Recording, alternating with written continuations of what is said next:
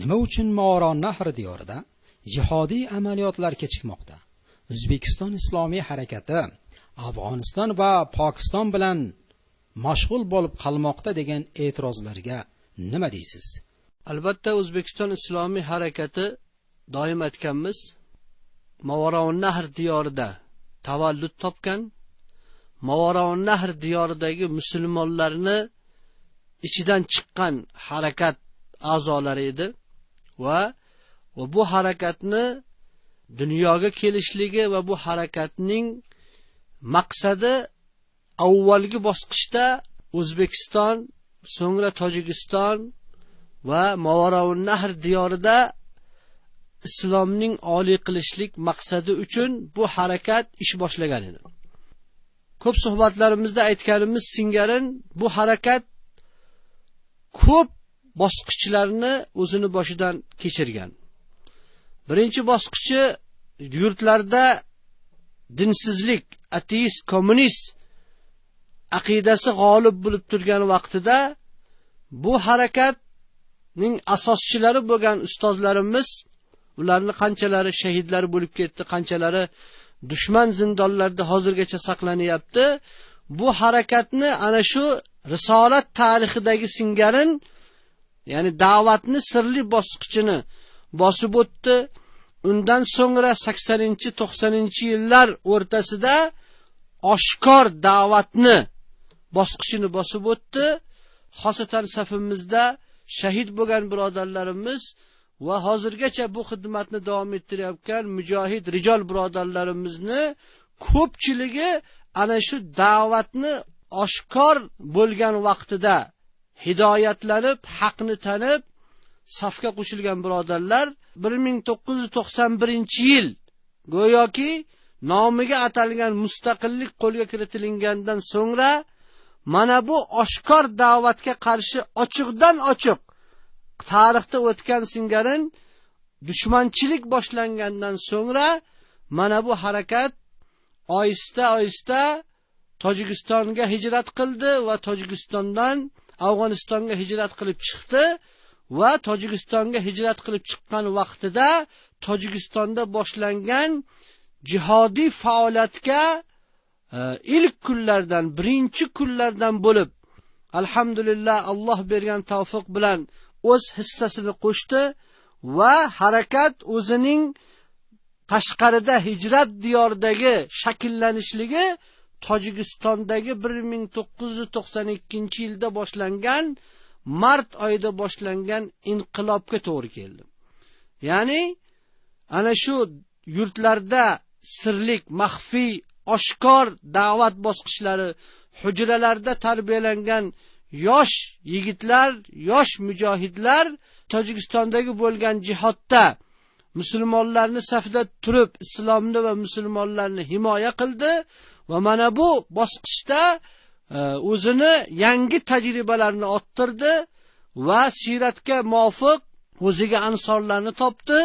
So'ngra Afg'onistonga hijrat qilindi. Afg'onistonda ham o'ziga ansorlarni topib, mana bu ansorlar va muhojirlar o'rtasidagi siratga muvofiq do'stlik natijasida harakat o'zining asosini hijrat diyorida Afg'onistonda e'lon qildi. Xosatan Tojikistondagi bo'lgan jihod 1996-97-yillarda xiyonat bilan tugagandan so'ngra harakat o'zini safini mana bu Tojikistondagi mujohidlarning safidan ajratib 1996-yildan bu tarafiga harakat o'zini mustaqil faoliyatini boshladi va Tojikistonda, Afg'onistonda jihodiy, askariy, shar'iy, siyosiy tashkilotlarni tuzdi va mana bu 1999-yilda Qirg'iziston, O'zbekistondagi bo'lgan jihodiy faoliyatlari bilan ilk o'zini jihodini e'lon qilib kirdi O'zbekistonga va Qirg'izistonga kirib mana bu faoliyatlarni boshladi va mana bu Tojikistonda bo'lgan oxirgi siyosiy nayrang va o'yinlardan so'ngra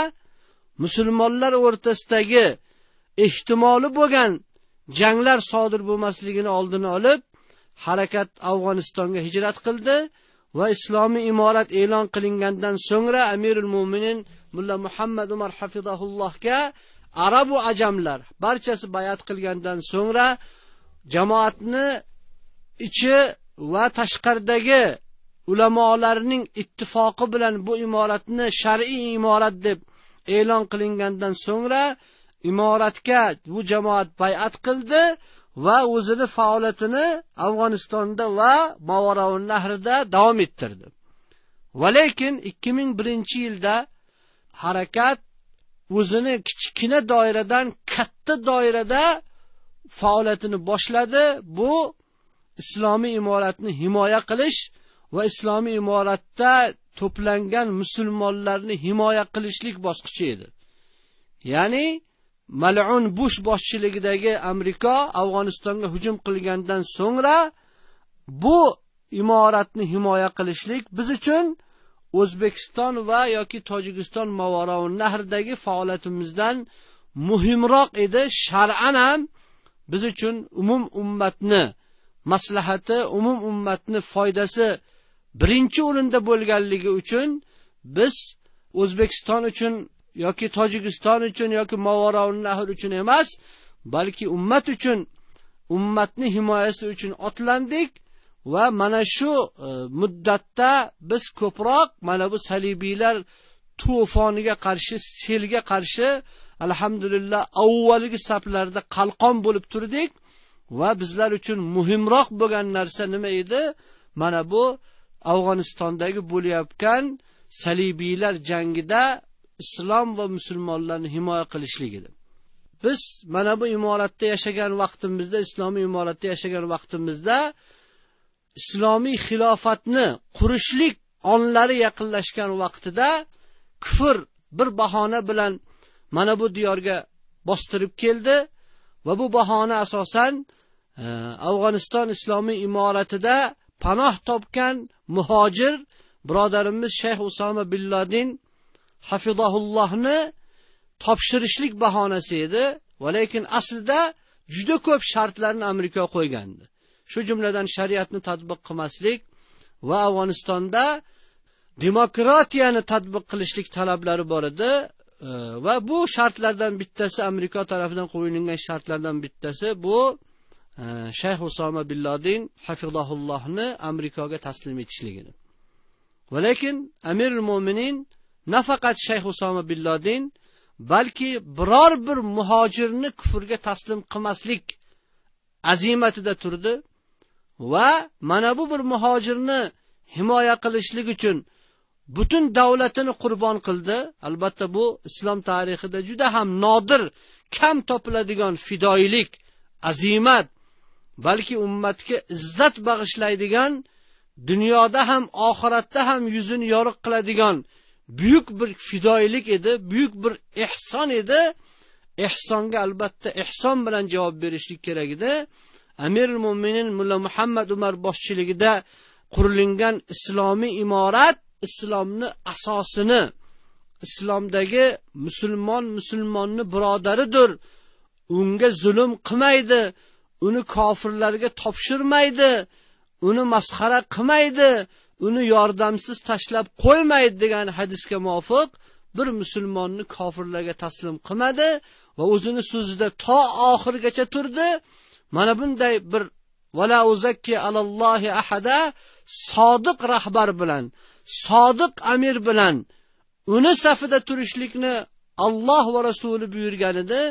Islomiy harakatimiz mana bu Allohning buyrug'iga muvofiq, Rasululloh sallallohu alayhi vasallamning hadislariga muvofiq va tarixda o'tgan bizlarni salafi solihlarimizni ibratlik yo'llaridan qadam qo'yib, alhamdulillah biz mana bu imoratni himoya qilishlik safida turdik va hozirda ham shu imoratni qaytarib olishlik uchun butun kuch-quvvatimizni sarflaganmiz.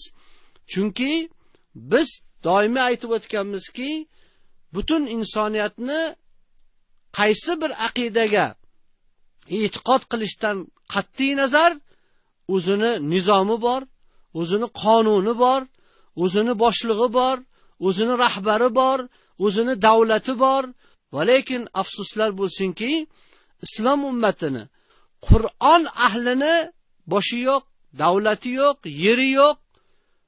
Mana bu haqlarni qaytarib olishlik uchun butun islom ummatini rijollari, arablar bo'lsin, ajamlar bo'lsin, afg'onistonlik birodarlar bo'lsin yoki Mavoravun Nahrdan bo'lsin yoki boshqa islomiy diyorlardan hijrat qilib kelgan muhojirlar o'zlarining ahdlariga hozirgacha vafo qilishyapti. Shuning uchun ham biz birinchi o'rinda eng muhim deb bilgan narsa shuki, Afg'onistonga bostirib kelgan Amerika boshchiligidagi NATO blokini qarshisidagi jihodni aham muhim farz deb o'zimizga bildik va alhamdulillah hozir 10 dan ortiq viloyat toliblarning qo'lida. Alhamdulillah, Amirul Mu'minin Mulla Muhammad Umar hafizahulloh mana bu jihodni boshida turib barchalarimizni mana bu islomni va islomiy diyorlarni himoya qilishlikda rahbarlikni davom ettiryapti. Shuning uchun ham vaqtinchalik Mavoravun Nahrda oldimizga qo'ygan jihodni to'xtatilgan emas, balki mana bu kattaroq jangga masruf bo'lib qolganligimiz uchun, mashg'ul bo'lib qolganligimiz uchun u diyorlardagi jihodiy faoliyatimizni go'yoki aytilgandek susayib qolgan deyilgan. Lekin inshaalloh biz u diyorlardagi musulmonlarni zarracha unutgan emasmiz, balki ana shu diyorlarga qaytishlikka shak shubhamiz yo'q. Alloh subhanahu va taoloning yordami bilan islom ummati bilan birgalikda biz Mavoravun Nahr diyoriga qaytmoqchimiz va qaytishlikka azm qilganmiz va bu qaytishlik izzat bilan bo'ladi. Bu qaytishlik bir qo'limizda Qur'on, bir qo'limizda Qur'onimiz bilan izzat bilan qaytmoqchimiz. Nainki qo'limizda zanjir, nainki kufr nizomiga taslim bo'lgan holatda. Shuning uchun biz Mavoravun Nahr musulmonlarini, xosatan mazlum musulmonlarni unutgan emasmiz va unutishlikka haqqimiz yo'q. Faqatgina biz xulosa qilgan narsa shundan iboratki, agar islom ummati Qur'on hokimiyati bilan yashamoqchi bo'lsa, ayni siyratdan o'ziga namuna olishlik kerak. Rasululloh sallallohu alayhi vasallam 13 yil tavhidga Makka da da'vat etdilar. So'ngra hijrat qildilar. Hijrat diyorida o'zlarini davlatlarini tuzdilar va kichkinagina Yasrib deb ataladigan, so'ngra Madinatul Munawvara deb nomlangan yoki Rasululloh sallallohu alayhi vasallamni shahri deb atalgan mana bu diyordan butun olamga, sharq va g'arb, janub va shimolga mana bu tavhid, mana bu shariat hokimiyatini g'olib qilishdi. Biz mana bu siyratdan ibrat olib shuni aytamizki, bugun birdan bir biz xulosa qilgan diyor mana bu shariat hokimiyatiga rozi bo'ladigan va bu hokimiyatni qabul qiladigan va mana bu islom uchun aziz jonini va molini qurbon qiladigan diyor bu Xuroson diyori.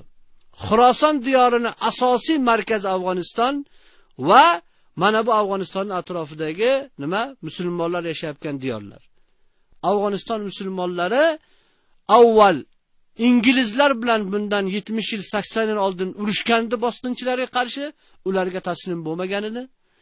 SSSR degan Qizil imperiya, Qizil saraton Afg'onistonga bostirib kirgan vaqtida mana shu millat islomni himoya qilib, musulmonlarni himoya qilib 2 milliondan ziyoda shahid berib islomni himoya qilgan edi va avvalgi jangda inglizlarni Allohning yordami bilan mag'lub qilgan, Qizil imperiyani mag'lub qilgan mana bu millat islom uchun hamma aziz jonidan voz kecha olgan, o'zini jonini qurbon qila olgan mana bu millatni shoyatki Alloh subhanahu va taolo islomni oliy qilishlik uchun tanlagan bo'lsa, biz mana bu sodiqlar bilan hozirgacha bo'ldik va inshaalloh Alloh taolo birodarlarimizni haqda sobit qadam qilsin. Shular bilan birga bo'lishlikka biz ahd berganmiz. Toyinki bu birodarlarimiz kitob va sunnat asosida, shariat asosida hayot kechirar ekanlar, islomga amal qilar ekanlar. Biz bular bilan birga bo'lib, islomiy xilofatni qurishlik umidida yurganmiz. Mana bu Afg'onistonga hozir NATO bloki 38 ta davlat, qariyb 40 ming askar va 60 ming askar bo'lmagan oddiy, ya'ni turli tashkilotlar nomi bilan qariyb 100 ming kofirlar bostirib kelgan. Butun kuchini tashlagan. Alhamdulillah, thumma alhamdulillah, muhojir va ansorlar mana bu diyorda, mana bu butun dunyodan to'planib kelgan salibiylar jangga qarshi alhamdulillah islomni himoya qilishyapti. Islomni himoya qilishyapti. Aytayapmiz, mana shu qarinni o'zida, oxirgi qarinni o'zida bu Afg'onistonga 3-chi katta kufr yurishi. Birinchi inglizlar kelgan, undan so'ng Qizil imperiya kelgan, undan so'ng mana NATO bloki Amerika boshchiligida bularni musulmon bo'lganligi uchun, islomni istaganligi uchun, shariatga to'la to'kis amal qilamiz deganligi uchun bularni halok qilishlik uchun, yo'q qilishlik uchun kelgan. Mana bu safda turishlik nafaqat bizlarga, balki islomiy xilofatni istagan, Qur'on qonuni bilan yashayman degan musulmonlarga lozimki bularga yordam berishlik, bularni safida turishlik. Chunki bu xalq, aytib o'tdik, faqat Qizil imperiya vaqtida 2 million shahid bergan. 4 millionga yaqin bular majruh bergan. Dunyoga 10 milliondan ortiq xalq hijrat qilib chiqib ketgan. Va Qizil imperiya butun dunyoni titratib turgan vaqtida yalang'oyoq qo'lida oddiy qurollari bilan bu millat iymon va islomni himoya qilgan. Vaholanki o'sha vaqtda butun yer yuzi, butun imperiyalar, butun davlatlar SSR degan Qizil imperiyadan qo'rqar edi. Alloh subhanahu va taolo mana bu zaif toifa bilan yer yuzini titratib turgan kofirlarni Alloh taolo mag'lubiyatini butun insoniyatga ko'rsatdi. SSR degan Qizil imperiya tarixda axlat qutisiga uloqtirildi va siyosiy xaritada SSR degan narsani o'zi qolgani yo'q. Alhamdulillah biz ko'zimiz bilan ko'rib turibmiz, mana bu Qizil imperiyani boshiga tushgan narsa demokratiya degan imperiyani boshiga tushayotganini biz ko'rib turibmiz. Alhamdulillah bugun mana shu Afg'oniston musulmonlari va ular bilan birga bo'lgan arab va ajamdan iborat muhojirlarni fidoyiligi va qurbonligi bilan NATO blokining askarlari burni yerga ishqalyapti. Alhamdulillah.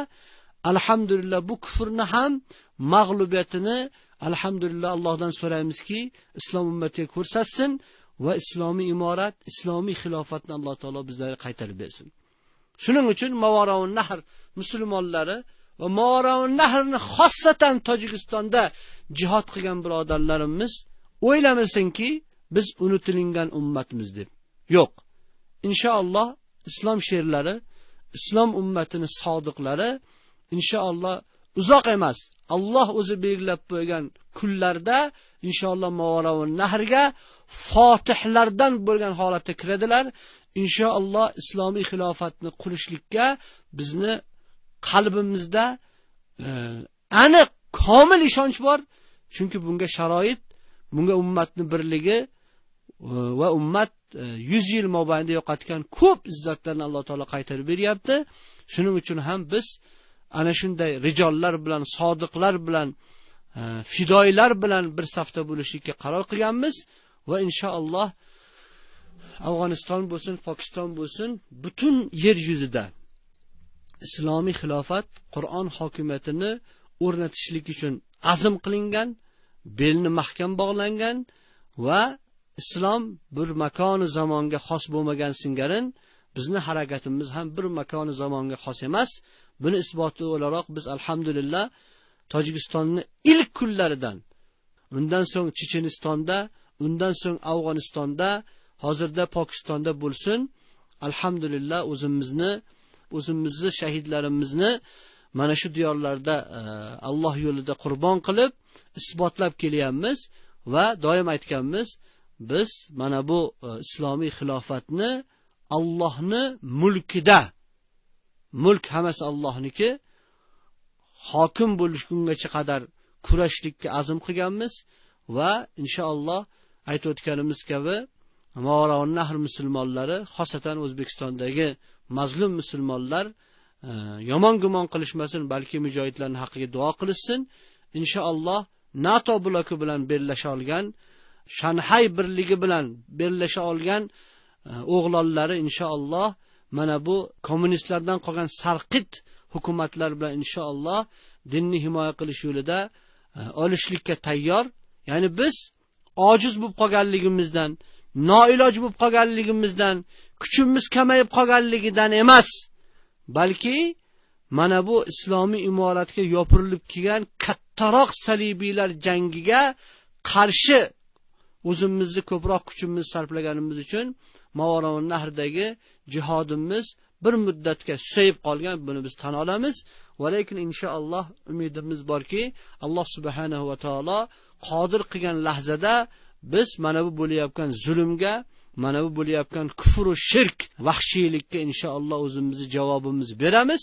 Inshaalloh Allohdan so'raymizki, Alloh subhanahu va taolo islom ummati mahrum bo'lgan 100 yildan ortiq bo'layapti, izzatini qaytarib bersin, islomiy xilofatni qurishni Alloh taolo nasib etsin, Qur'on hokimiyatini butun yer yuzida, butun jahonda oliy bo'lishini Alloh taolo nasib etsin.